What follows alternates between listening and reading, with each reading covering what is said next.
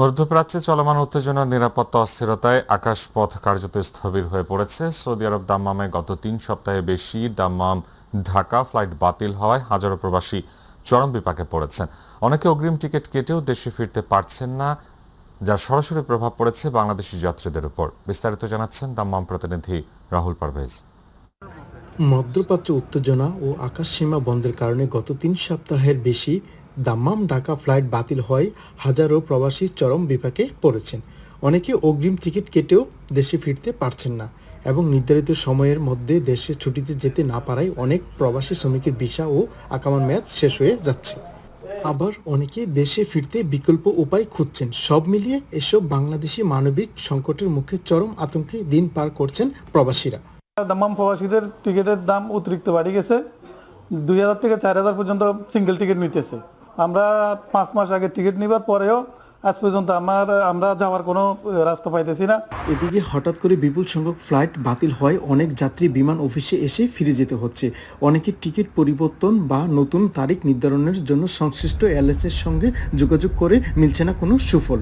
দেশে যাইতে পারতেছি না। আমার এই মাসের 14 তারিখে ফ্লাইট ছিল, এখন দেশে যাইতে পারতেছি না, ফ্লাইট বন্ধ। আমরা বিমান অফিসে গেছি, ওইখানেও কোনো হেল্প পাইতেছি না। এখন আমরা কবে যাব এটা অনিশ্চিত হয়ে গেছে। এবং অন্যদিকে দীর্ঘদিন ফ্লাইট বন্ধ থাকায় ট্রাভেল সেক্টরে কাজ করা প্রবাসীরা আর্থিক ক্ষতির মুখে পড়েছেন। যারা প্রফেশনালি বিজনেস করে তারা সবাই কম বেশি ক্ষতিগ্রস্ত। সপ্তাহখানেকের মধ্যে যদি আপনার হয়ে যায়, অবস্থাটা একটু স্বাভাবিক হয়, তাহলে হয়তো বা আমরা এটা কিছুটা কাভার করতে পারবো। সকল ব্যবসায়ীদের ব্যবসা শূন্যের কোঠায় চলে এসেছে। এমন পরিস্থিতিতে আমরা সরকারের কাছে আবেদন করতে চাই, বিশেষ কয়েকটা ফ্লাইট যদি দাম্মাম থেকে করা হতো তাইলে আমরা সকল ব্যবসায়ীরা উপকৃত হতাম। এবং সাধারণ প্রবাসীরা সরকারের সংশ্লিষ্ট মন্ত্রণালয়ের কাছে অনুরোধ জানান। সরকারের কাছে আকুল আবেদন জানাচ্ছি, দ্রুত দেশে যেতে পারি, সরকার যেন ব্যবস্থা করে।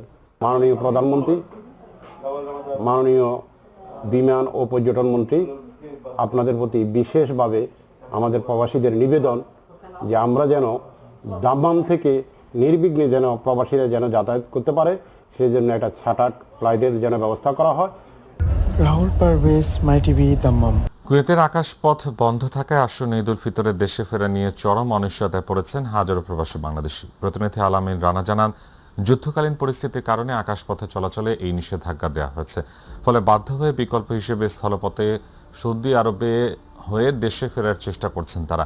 একই সঙ্গে ওমরা ভিসাধারীদের আগামী ৩ এপ্রিলের মধ্যেই সৌদি আরব প্রবেশের বাধ্যবাধকতা থাকায় কুয়েত থেকে স্থলপথে সীমান্তে যাত্রীদের প্রচণ্ড চাপ ও ভিড় তৈরি হয়েছে।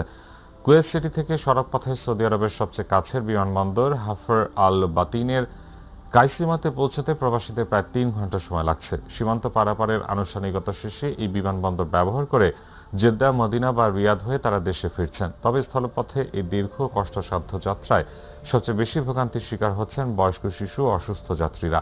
সীমান্তে দীর্ঘ যানজট ও অপেক্ষার কারণে তাদের শারীরিক ও মানসিক দুর্ভোগ চরম আকার ধারণ করেছে। এমন সংকটময় পরিস্থিতিতে প্রবাসী বাংলাদেশিরা সমস্যা সমাধানে দ্রুত সরকারি হস্তক্ষেপ কামনা করেছেন। মালয়েশিয়ায় অ্যাসিস্টার ভিশন নামে একটি নির্মাণ ও ইঞ্জিনিয়ারিং কোম্পানির বিরুদ্ধে বাংলাদেশি ৮৫ জন শ্রমিককে ৬ মাস ধরে বেতন না দেওয়ার অভিযোগ পাওয়া গেছে। এমনকি গত জানুয়ারি মাসের শেষ দিক থেকে কোম্পানি খাবার সরবরাহ বন্ধ করে দিয়েছে। পবিত্র রমজান মাসে পরিস্থিতি আরও কঠিন হয়ে উঠেছে। প্রতিনিধি আশরাফুল মামুন জানান, শ্রমিকদের ভাষ্য অনুযায়ী বর্তমানে স্থানীয় কিছু বাংলাদেশের দেয়া জাকাত ও সহায়তার খাবারের ওপর নির্ভর করে কোনোভাবে দিন পার করছেন তারা। অনেক সময় শুধু পানি দিয়ে ইফতার করতে হচ্ছে এবং আগের দিনের বাসি খাবার দিয়ে সাহরি করতে হচ্ছে।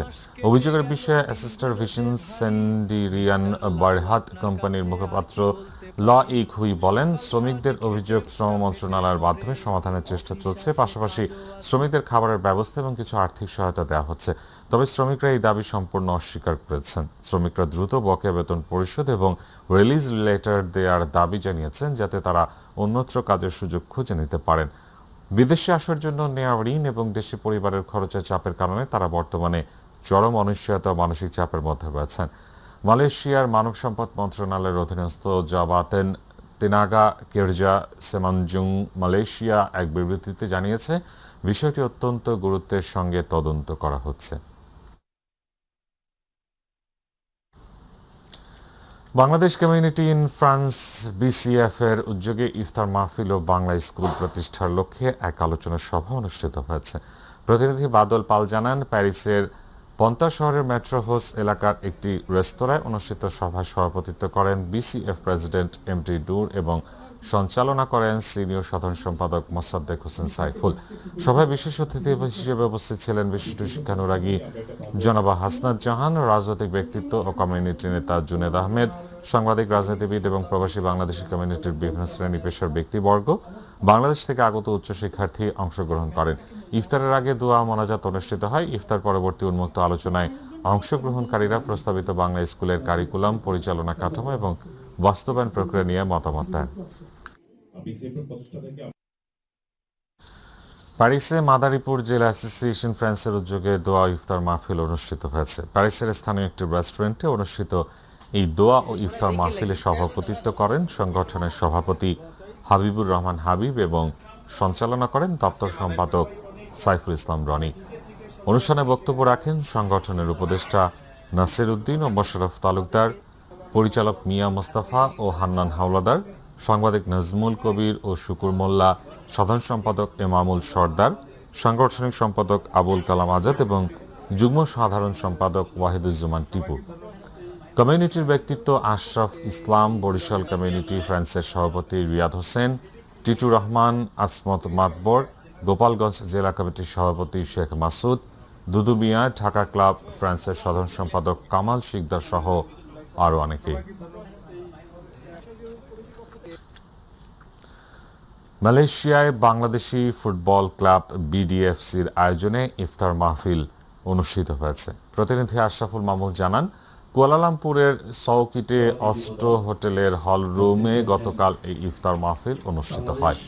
মালয়েশিয়া বিডিএফসি সাধারণ সম্পাদক মোহাম্মদ সাইফুদ্দিনের সঞ্চালনায় অনুষ্ঠানে সভাপতিত্ব করেন সংগঠনের সভাপতি হাজী আব্দুল মবিন ভুইয়া। অনুষ্ঠানে প্রধান অতিথি ছিলেন বাংলাদেশ হাই কমিশনের প্রথম সচিব প্রেস মোহাম্মদ তরিকুল ইসলাম। বিশেষ অতিথি ছিলেন প্রফেসর দাতো আলিস আবদুল্লাহ, মোহাম্মদ জসিমউদ্দিন।